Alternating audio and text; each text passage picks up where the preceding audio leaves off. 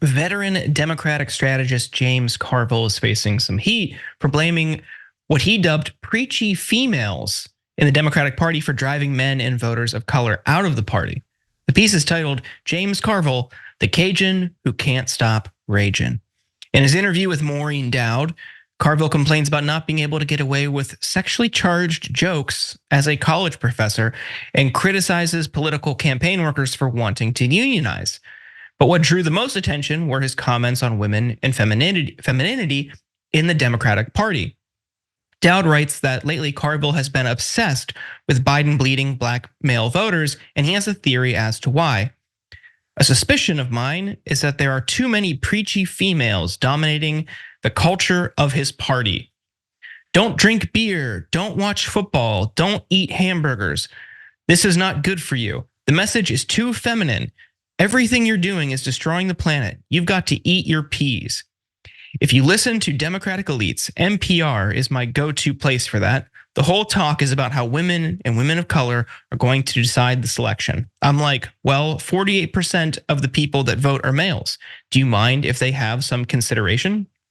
Unsurprisingly, some people didn't take too kindly to his comments, including AOC, who tweeted this in response. Maybe he should start a podcast about it. I hear men are really underrepresented in that space. I mean, the shot at podcasts aside, Cenk, what do you make of Carville's comments here? Is he off mark? Is there anything that we should consider or hear him out on? Yeah, so there are two possibilities here.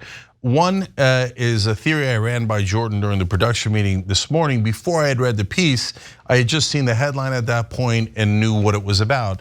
And I thought, look, James Carville is not a dumb guy. He's got a lot of issues, but not being smart isn't one of them. And he helped Bill Clinton win in amazing fashion. So I take his political wisdom seriously. And he's been right many times. He's also been wrong plenty of times, don't get me wrong. So I thought there was some chance that he was saying this as a matter of strategy. Like he'll take the bullet. Obviously people will attack him for saying these outrageous things, but it'll make the Democratic Party slightly more appealing to men. That's him waving a flag going, look, we're inside this tent as well. So don't worry, you're welcome. Men, you are welcome within this tent. And that's a plausible sense of why he might have done this.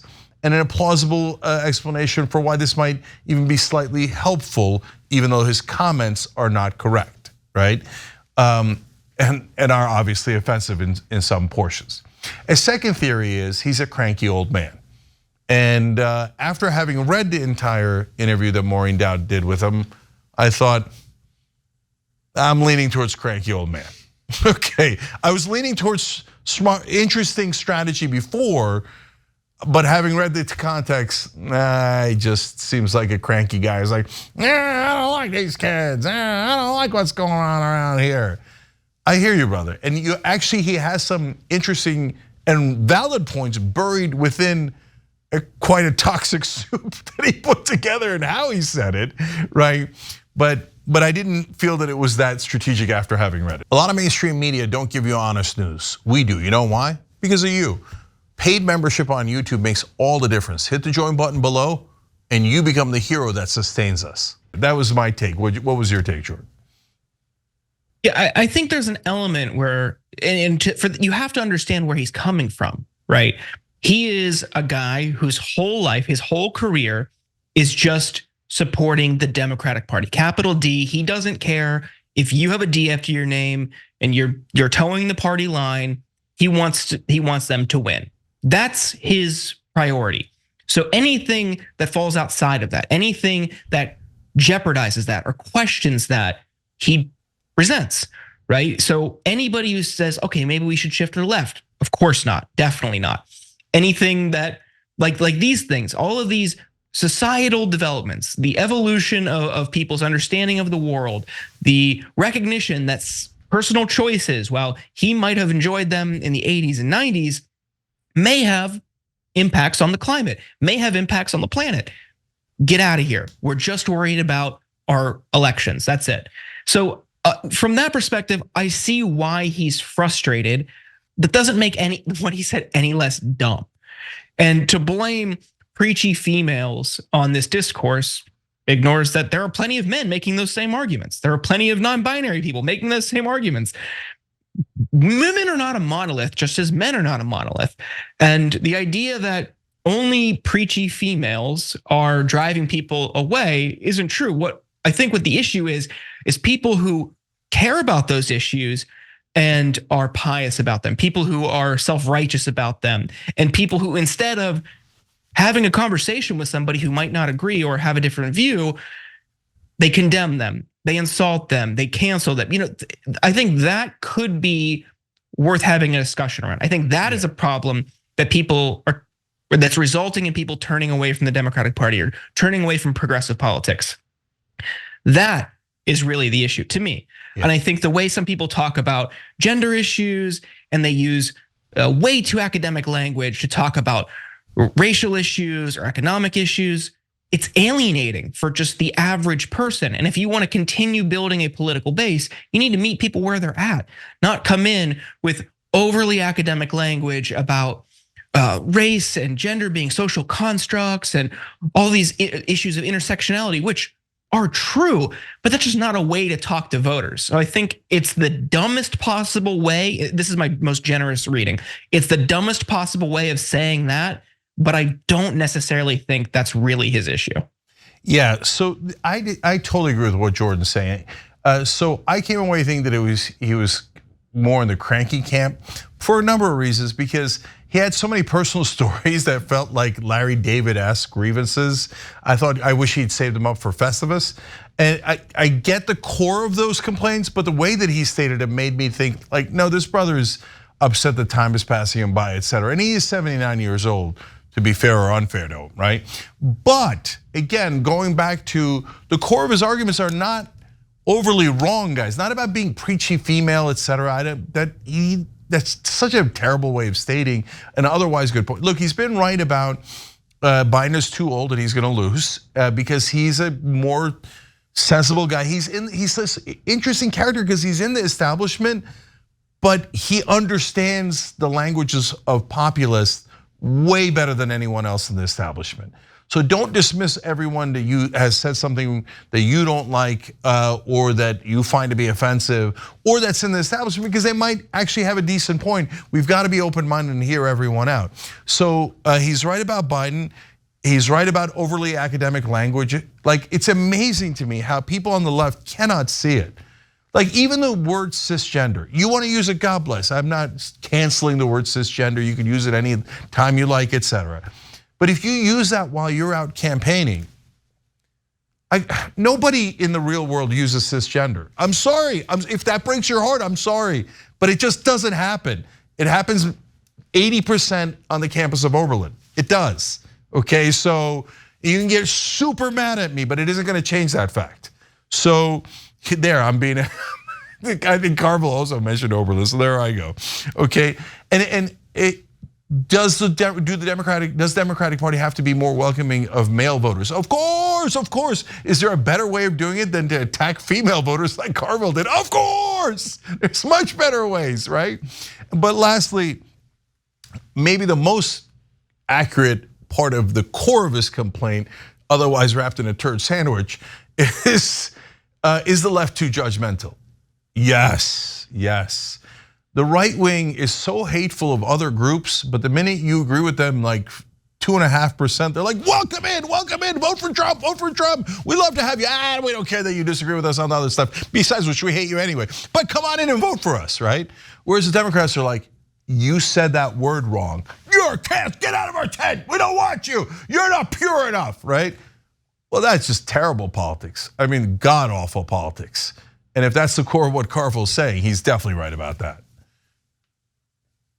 There's more too. So he talked to Dowd about his feelings that Dems have gotten too censorious since he advised Hillary Clinton in 2016. He said he disparaged liberals' snooty elitist faculty lounge attitudes long before he blew off the faculty lounge himself. He complained that woke stuff is killing us and that the left was talking in a language that ordinary Americans did not understand, using terms like Latinx and communities of color with a tone many Americans found sneering, as in Hillary's infamous phrase, basket of deplorables.